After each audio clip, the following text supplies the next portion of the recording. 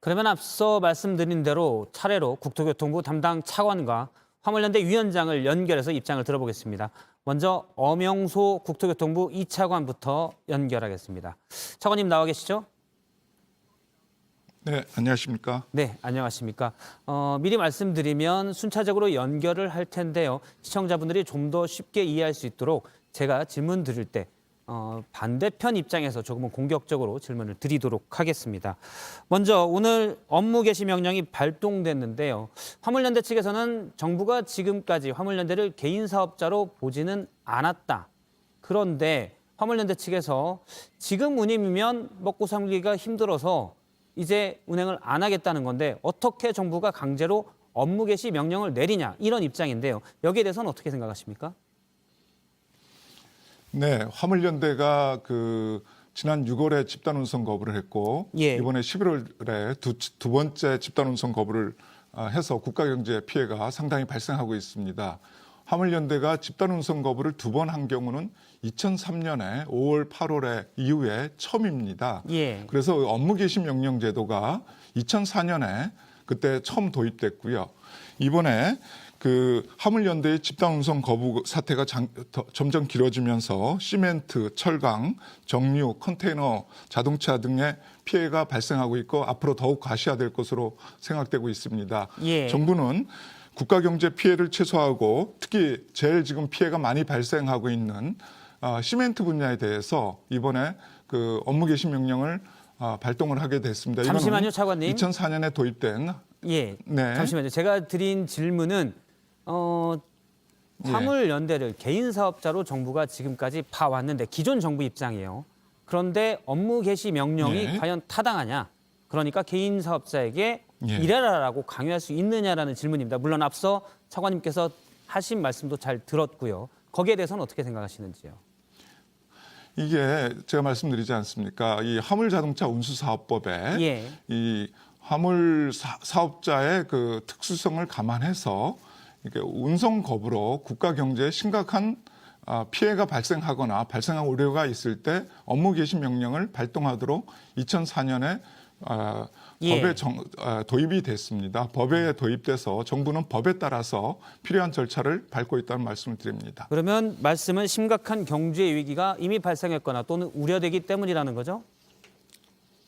네, 그렇습니다. 내일 2차 교섭이 예정돼 있습니다. 그런데 하루 전에 업무 개시 명령을 내리는 건 어떻게 해석해야 될까요? 일부에서는 정부가 대화보다는 압박만 하고 있다는 지적도 있는데요.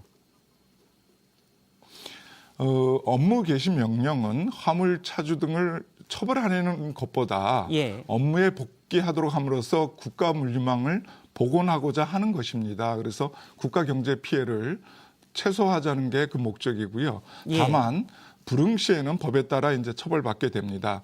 정부는 컨테이너 시멘트에 대해서는 안전운임제를 3년 연장한다는 입장을 밝혀왔고 이는 일관되고 확고한 입장이란 말씀드립니다. 그런데 화물연대는 일몰제 폐지와 품목 확대를 요구하면서 지금 집단 운송 거부를 계속하고 있고 예. 현재 지금 사업용 화물 자동차가 약 44만 대 됩니다.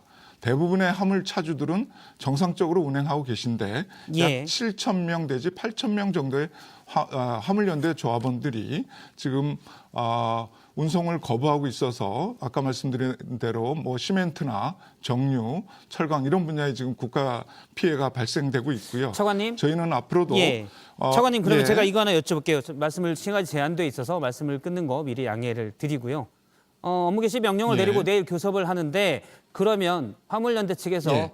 업무 개시 명령이 있으니까 내가 복귀해야 되겠구나 이렇게 할 걸로 예상하십니까? 제 예. 기억으로는 지난 10수년 동안 구체적으로는 예. 쌍용차 사태부터 대우조선해양 사태까지 정부가 강압적으로 나서서 해결된 적은 없던 걸로 기억이 되세요. 내일 화물연대가 전향적으로 나올 걸로 예상하십니까? 저희는 많은 화물연대 비화물연대 예. 차주들이 이제 지금 이제 화물연대의 운송 방해 행위도 있을 거고요. 또 여러 행위 때문에 지금 참여를 못 하고 있는 운송을 못 하고 있는 경우도 있고요. 또 화물연대 조합원들 중에서도 많은 분들이 운송 행위에 참여할 것으로 예상하고 있습니다. 그래서 저희가 이제 오늘서부터 업무 예. 개시 명령 송달을 하고 있고 해서 아마 내일서부터는 효과가 나타날 것으로 저희는 생각하고 있습니다. 알겠습니다. 저희가 뒤에 또 이봉주 위원장님과 화물연대 이봉주 위원장님과 인터뷰를 할 텐데 비슷한 시간을 드려야 돼서요. 일단 차관님 말씀은 여기까지 듣도록 하겠습니다. 나중에 좀 더 시간을 갖고 또 토론하는 기회를 만들도록 하겠습니다. 지금까지 엄영소 차관이었습니다. 고맙습니다. 네, 감사합니다. 네, 그럼 계속해서 이봉주 화물연대 위원장에게도 몇 가지를 물어보겠습니다. 위원장님 나와 계시죠? 네, 안녕하십니까? 예, 업무 개시 명령서가 이제 송달이 되고 있습니다. 업무에 복귀하지 않으면 형사처벌이 됩니다. 일단 화물연대 입장은 어떻습니까? 업무 개시 명령은 반헌법적이고 반민주적입니다. 화물연대 파업권을 제한하고 탄압하기 위해서 도입된 제도이고요. 업무 개시 명령을 위반하면 운수 종사 자격이 취소되는데 이는 사실상 국가가 화물노동자 개개인의 생존권을 생존 수단을 박탈하는 것입니다.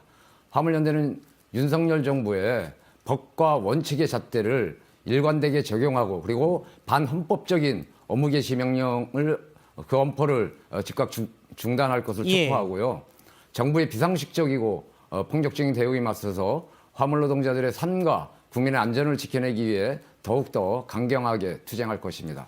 정부에서는 기존 품목에 대해서 그러니까 시멘트 등이죠. 두 가지 품목이 있는데 안전운임제를 3년 연장하기로 얘기를 했습니다. 지금 쟁점 중에 하나가 나머지 품목 세 가지를 더 확대하는 건데 계속 논의하자는 입장인데요. 총파업에 들어가기 전에 조금 더 대화를 할 수는 없었습니까?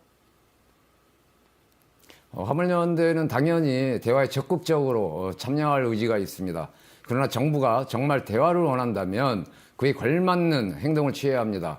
지난 교섭에서 정부 대표로 나온 국토부는 예. 국토부에 권한이 없다는 그런 말만 반복하면서 사실상 대화를 거부하더니 내일 교섭을 앞두고서는 오늘 급기야 업무 개시 명령까지 발동을 했습니다. 이미 정해진 답만 내밀면서 대화하자고 하고 뒤에서는 업무 개시 명령을 내리는 이중적 태도는 그 태도를 고수하는 한 대화가 쉽지는 않을 것으로 보입니다.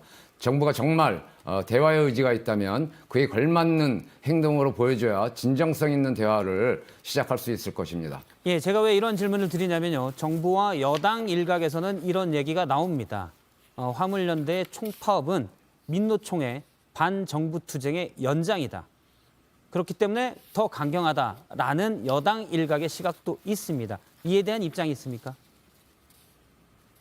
전혀 그렇지 않습니다. 지금 정부와 여당은 계속 거짓말들을 하고 계십니다. 단 한 번도 지난 6월 총파업 그 약속을 지킨 적이 없습니다. 그리고 계속 대화를 요구했고 공청회나 여러 가지들을 요구하고 있었는데 정부는 한 번도 거기에 응한 적이 없습니다. 그런데 마치 그 약속을 한 적이 없다는 듯이 그렇게 거짓말로 일관하면 예. 정말 저희 국민들은 누구를 믿고 누구와 대화를 하고 누구와 약속을 한단 말입니까? 제발 정부도 좀 정신을 좀 차려주셨으면 고맙겠습니다. 예. 6월에 당시 총파업 전이죠. 안전운임 TF를 정부에서 제안한 걸로 알고 있습니다. 그러니까 6월 총파업 전이죠. 화물연대가 여기에 들어가지 않았다고 했는데 그 또한 왜 그렇습니까? 그것도 거짓말입니다. 아, 거짓말인가요? 6월 화물연대 총파업이 끝난 이후 지난 5개월 동안 국토부가 공식적으로 TF를 제안한 적이 단 한 번도 없습니다. 정말입니다. 위원장님? 화물연대는 오히려 적극적으로 제 말씀은 6월 화물연대는 오히려 총파업 전에 적극적으로 TF입니다. 6월 총파업 전에 TF. 총파업 전에 예. 교섭 중에 TF 이야기가 나온 적이 있습니다. 그러나 그 TF에 나오는 내용 자체가 너무 기업들만 위하는 그런 TF였기 때문에 저희들은 그것을 거부하는 과정에서 그러니까 교섭 과정에서 정부가 TF를 그럼 하지 않고 안전운임 제도를 지속 추진하고 그리고 확대를 논의하겠다라는 약속을 받아낸 겁니다. 예. 그 교섭 때 나왔던 이야기이고요. 알겠습니다. 그 이후에도 지속적으로 공청회나 예, 제가 여쭤본 거는 이제 대화에 적극적이지 않았던 거는 화물연대도 마찬가지 아니냐라는 지적들이 있어서 여쭤봤고요. 이거 하나를 좀 더 절대 보겠습니다. 총파업을 하게 되면 사실은 경제 부담도 있는 게 사실이잖아요. 이 부분에 대해서는 어떻게 보시는지요?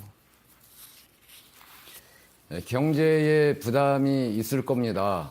그러나 경제의 부담을 느낀다면 정부가 정말 전향적인 자세를 보여주셔야 됩니다. 왜냐하면 이번 총파업을 들어가게 만든 그 원인 중에 하나가 정부가 약속을 어겼기 때문입니다. 그래서 예. 그 약속을 지켜달라고 계속 대화를 요청했고 그리고 청파업까지 들어갔는데 정부는 지속해서 이 청파업과 관련해서 경제에 크나큰 영향을 미친다. 그리고 이기주의적이다.